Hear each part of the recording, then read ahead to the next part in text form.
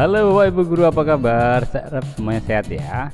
Hari ini ada informasi yang ingin saya sampaikan. Ini menurut saya sangat penting untuk Bapak Ibu Guru yang atau umat Katolik yang memenuhi kriteria untuk bisa mendaftar menjadi penyuluh agama Katolik non PNS periode 2022-2024. Nah, jadi rekrutmen penyuluh agama Katolik non PNS ini memang berbeda-beda ya dari masing-masing provinsi. Ini saya ambilkan beberapa contoh pengumuman dari 3 provinsi, Sumatera Selatan, kemudian ada nanti dari NTT, kemudian satu lagi dari Jawa Timur.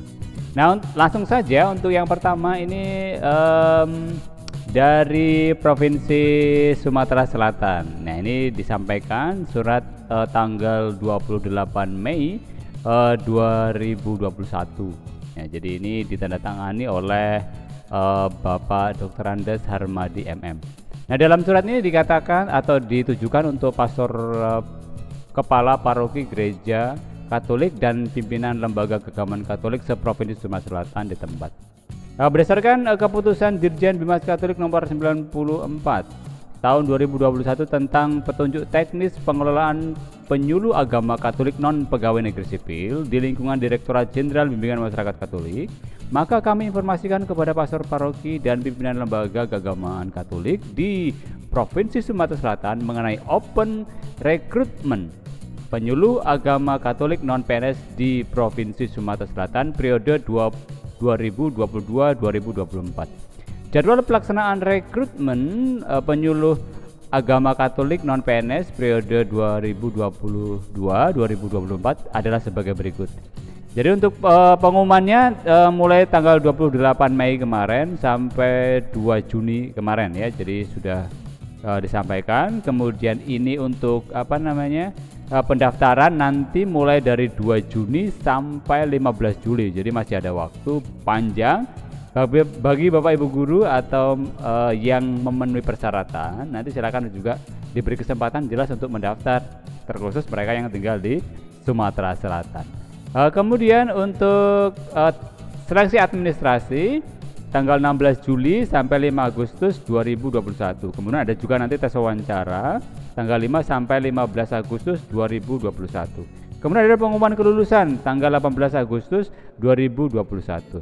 Nah, syarat dan teknis pendaftaran rekrutmen penyuluh agama Katolik non PNS periode 2022 dan 2024 sebagaimana terlampir dalam surat ini. Untuk itu kami mohon pastor paroki dan pimpinan lembaga keagamaan Katolik dapat menginformasikan rekrutmen tersebut kepada umat dan seluruh penyuluh agama dan calon penyuluh agama Katolik non PNS. Kemudian informasi lebih lanjut dapat menghubungi penyelenggara Bimas Katolik Kabupaten atau kota setempat, dan atau bisa menghubungi Bimas Katolik Kanwil Kemenak Provinsi Sumatera Selatan. Ada Saudara Aryo Mahir, nomor teleponnya 081 3676249296. Kemudian ada Saudara Edi Purwanto di 082175677654. Demikian informasi ini disampaikan Tuhan memberkati atas nama Kepala Pembimas Katolik Dr. Andes Harmadi MM. Nah, ini suratnya untuk mereka yang tinggal atau berdomisili di Sumatera Selatan. Nah, kemudian untuk persyaratannya apa aja? Nah, kita lihat untuk pengumumannya tadi sudah ya. Jadi nanti pengumuman kelulusan nanti 18 Agustus 2021. Nah, kemudian persyaratan umumnya. Nah, beragama Katolik yang dibuktikan dengan surat baptis dan KTP. Nah, jadi nanti mengumpulkan surat baptis dan KTP. Memiliki kompetensi dan pengalaman dalam bidang penyuluhan yang dibuktikan dengan surat keterangan atau rekomendasi pastor paroki setempat. Nah, jadi ada rekomendasi dari surat dari pastor paroki. Kemudian rekomendasi dari pejabat Bimas Katolik setempat bahwa yang bersangkutan layak diangkat sebagai penyuluh agama Katolik non PNS. Ini khusus mereka yang berdomisili di Kabupaten Ogan Ilir, Muara Enim, Ogan Komering Ulu, Ogan Komering Ulu Timur, dan Ogan Komering Ulu Selatan. Kemudian usia paling rendah 22 tahun, yang paling tinggi 65 tahun. Jadi masih panjang waktunya ya. Kemudian pendidikan minimal diploma 3, ini minimal diploma 3. Kemudian bukan anggota atau pengurus organisasi terlarang ya. Kalau masih anggota partai kemungkinan masih bisa ya, selama tidak terlarang. Kemudian memiliki minimal 1 kelompok sasaran. Kemudian memiliki minimal 2 kelompok binaan. Nah, ini menjadi persyaratan. Nanti kita lihat untuk persyaratan khususnya. Persyaratan dokumen, nanti mengupload surat lamaran melalui Google Form yang dengan melampirkan persyaratan sebagai berikut. Nanti ada scan atau fotokopi biodata, scan KTP, scan surat permandian atau baptis, scan surat keterangan sehat dari puskes, kemudian scan ijazah terakhir, scan surat rekomendasi dari pastor paroki, kemudian surat rekomendasi dari pejabat Humas Katolik, kemudian ada surat pernyataan, dan yang terakhir ada foto dan dengan latar belakang warna merah. Nah, ini yang harus nanti dokumen yang harus ada di tangan ya, karena ini yang dibutuhkan. Kemudian teknisnya bagaimana? Nah, jadi teknis rekrutmennya, jadi calon penyuluh mengunduh form biodata, rekomendasi pastor paroki, rekomendasi penyelenggara Humas Katolik, surat pernyataan di link ini ya. Nanti linknya juga bisa dilihat di kolom deskripsi, nanti tinggal klik aja. Kemudian penyuluh mengupload surat lamaran dan dokumen persyaratan melalui link itu ya. Nanti bisa juga saya cantumkan di kolom deskripsi. Jika lulus seleksi administrasi, calon penyuluh wajib mengikuti tes wawancara pada tanggal 6 sampai 15 Agustus tahun 2021. Jadwal dan lokasi tes wawancara akan diinformasikan lebih lanjut. Nah, itu yang menjadi persyaratan dan teknis dari pelaksanaan rekrutmen ini. Jadi untuk yang berdomisili di Sumatera Selatan, selamat mempersiapkan yang ingin menjadi penyuluh, membantu mewartakan kerajaan Allah ya kepada umat di Sumatera bagian selatan. Ya, ini dari Sumatera Selatan. Kemudian ini masih ada satu lagi ya. Jadi ini penjelasan yang soal wilayah sasaran dan kelompok sasaran dan kelompok binaan. Jadi tadi kan dipersyaratkan itu ya. Jadi wilayah sasaran adalah wilayah kerja yang menjadi tanggung jawab penyuluh agama Katolik non PNS. Kemudian kelompok sasaran adalah kelompok binaan yang terdiri dari kumpulan orang-orang yang berada di wilayah sasaran atau berada di luar wilayah sasaran yang menjadi tanggung jawab penyuluh agama Katolik non PNS. Ya, jadi itu. Kemudian kelompok binaan adalah sekelompok orang atau komunitas yang spesifik dalam gereja Katolik atau pemerintahan atau masyarakat Katolik lainnya yang dibina oleh penyuluh agama Katolik non PNS. Jadi ini mengisyaratkan untuk menggambarkan nanti kerjanya bagaimana dan di mana ya, dalam kelompok apa. Saya kira itu yang dari Sumatera Selatan. Kemudian satu lagi ada pengumuman perekrutan penyuluh agama Katolik non PNS periode tahun 2022 tahun 2024. Ini dikeluarkan tanggal 4 Juni tahun 2021 oleh kantor wilayah Kementerian Agama Provinsi Nusa Tenggara Timur. Ini saya bacakan saja suratnya. Yang terhormat, ini ditujukan kepada para pastor paroki se-Kota Kupang, pastor paroki Santo Simon Petrus Kupang.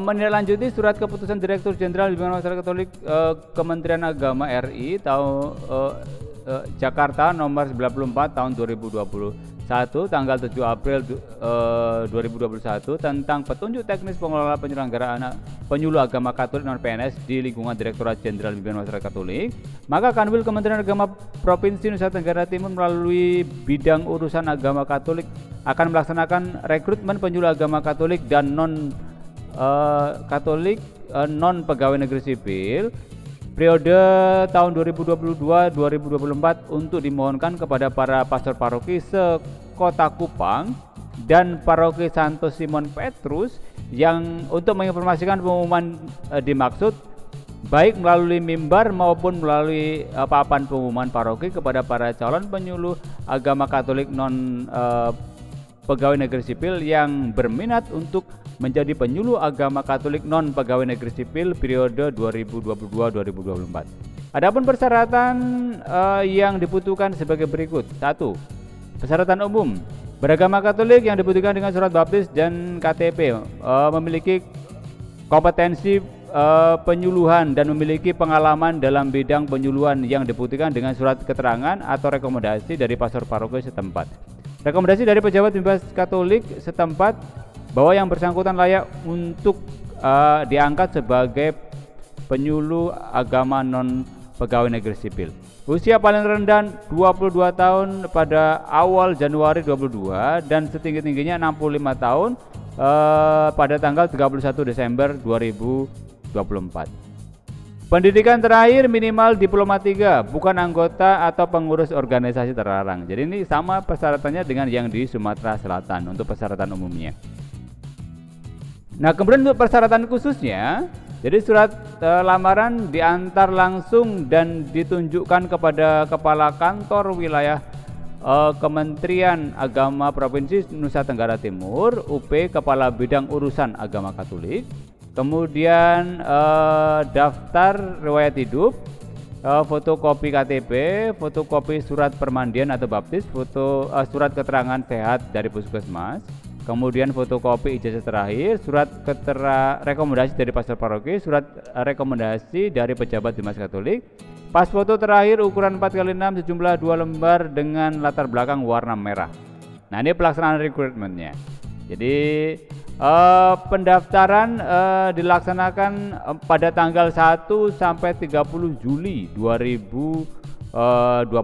Jadi masih tanggal ini ya, pendaftarannya masih bulan depan ya, tanggal 1 Juli 2021. Tes wawancara akan dilaksanakan tanggal 5 sampai 15 Agustus 2021 dengan durasi waktu paling lama 45 menit yang meliputi materi-materi sebagai berikut. Wow, ini ada durasi waktunya ya, jadi paling tidak 45 menit. Wawancara keagamaan Katolik, kemudian ada moderasi beragama, kemudian praktek ibadah, praktek ceramah atau khotbah. Wow, ini langsung disebutkan ya materi tesnya ya, wawancaranya luar biasa.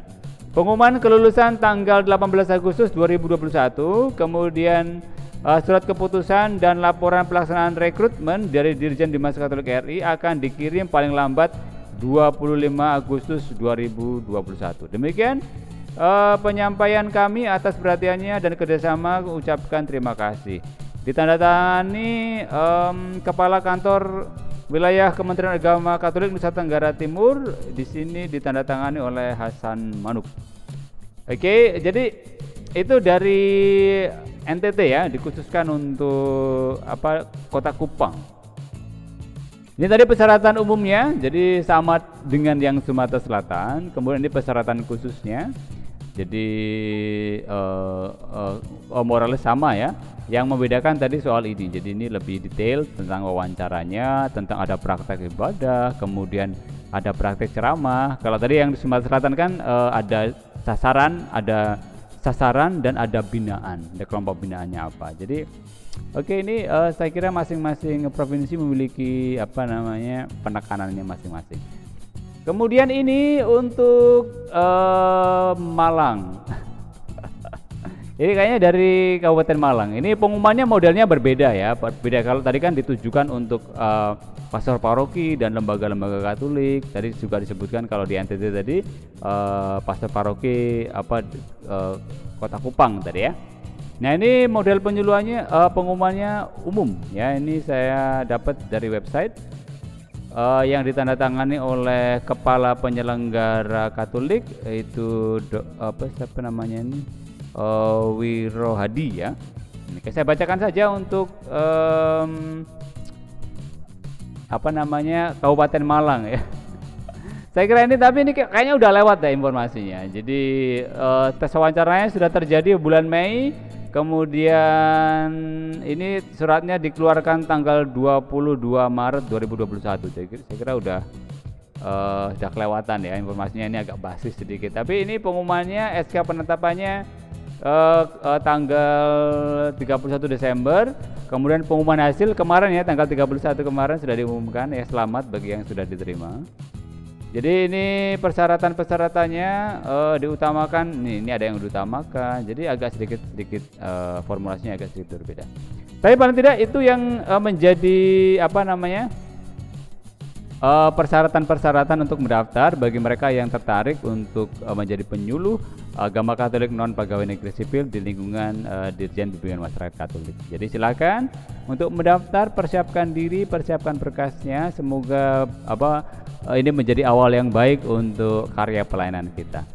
Oke, saya hampir lupa, saya juga akan mengirimkan contoh materi di apa namanya di yang untuk persiapan PBG ya. Untuk persiapan PBG beberapa, ini ada sekitar 1, 2, 3, 4, ada sekitar 7 orang saya kirimkan ya. Kemarin saya lama tidak online gitu ya. Jadi karena memang ada beberapa kesibukan yang ya tidak bisa ditinggalkan begitu. Jadi ini untuk materi wawasan kebangsaan dan untuk materi apa namanya